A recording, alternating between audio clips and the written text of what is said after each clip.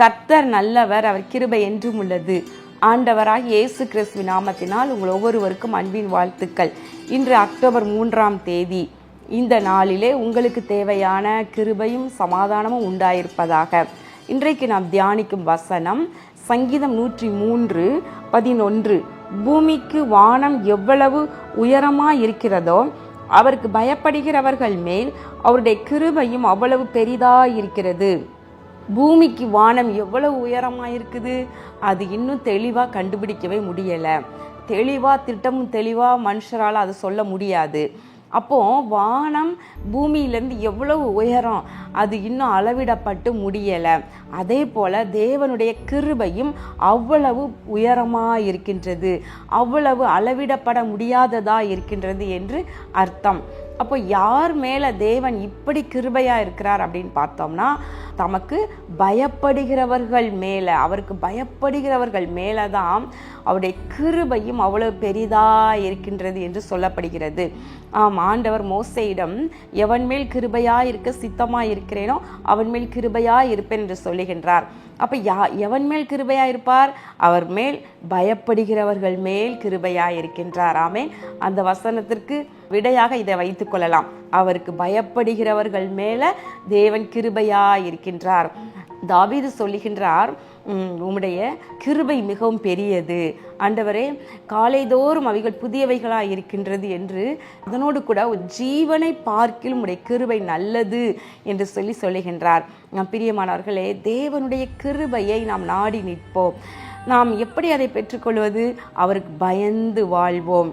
அவருக்கு பயத்துடனே அவரை சேவியுங்கள், நடுக்கத்துடனே அவர் சமூகத்தில் களி கூறுங்கள் என்று எழுதியிருக்கிறது. தேவ பிள்ளைகள் தேவ பயம் இல்லாமல் வாழக்கூடாது, தேவனுக்கு பயந்து வாழ வேண்டும். கர்த்தருக்கு எப்படி பயந்து வாழ்வது?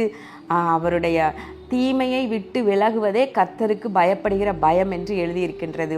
அப்போ தீமையை விட்டு விலகி அதனோடு கூட கர்த்தரை சேவிப்பதிலே ஒரு பயத்தோடு கூட ஒவ்வொரு நாளும் அவர் நமது தகப்பனாக இருந்தாலும் கூட அவர் மிகவும் பெரியவர், வல்லமை உள்ளவர், பயங்கரமானவர், மகத்துவம் உள்ளவர். அவரை பயத்தோடு சேவிக்க நம்ம பழகி கொள்ள வேண்டும். அதனோடு கூட ஒவ்வொரு காரியத்திலையும் அவருக்கு பிரியமில்லாதது நம்மிடத்துல இராதபடிக்கு பார்த்து நடந்து கொள்ள வேண்டும். கர்த்தருக்கு பயப்படும் பொழுது எப்படி நம்ம வாழ்வோம்னா, எல்லாவற்றிலையும் அவருக்கு முதல் மரியாதை, அதாவது முதல் மகிமை அவருக்கு, அவர் முதல் ஸ்தானம் கொடுக்குறோம். நம்ம பேசுவதிலும் ஒரு பயம், நம்முடைய நடக்கையிலும் ஒரு பயம்.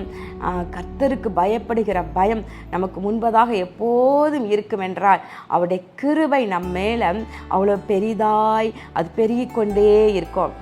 எந்த அளவு இருக்கும்? எல்லார் மேலேயும் ஒரே அளவு என்று சொல்ல முடியாது. எந்த அளவு நீங்கள் ஆண்டவருக்கு பயப்படுறீங்களோ அந்த அளவு கிருபை உங்களுக்கு கொடுக்கப்படலாம் என்று நான் எண்ணுகின்றேன்.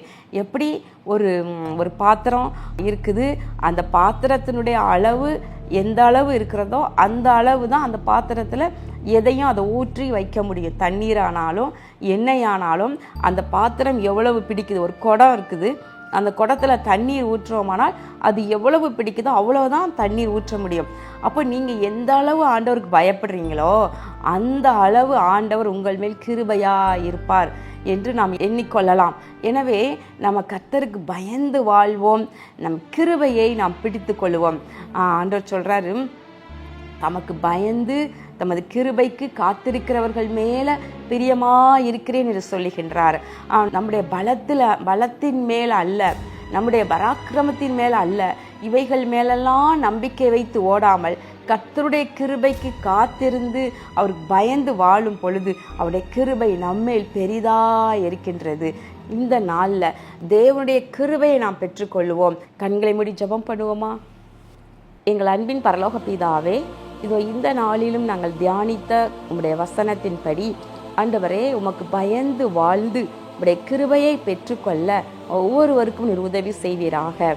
கர்த்தாவே, தேவ கிருபையை ஒவ்வொருவரும் நாடி நிற்பார்களாக, உமக்கு பயந்து வாழ்வார்களாக. தேவ பிள்ளைகளுடைய ஆண்டவரே சகல ஆண்டவரே காரியங்களிலும் உடைய கரம் இந்த நாளிலே விளங்குவதாக. ஒவ்வொருவரையும் ஆசீர்வதிப்பீராக. இயேசு கிறிஸ்துவின் நாமத்தில் நல்ல பிதாவே, ஆமென். ஆம், கர்த்தர் உங்களை ஆசீர்வதிப்பாராக. ஆமேன்.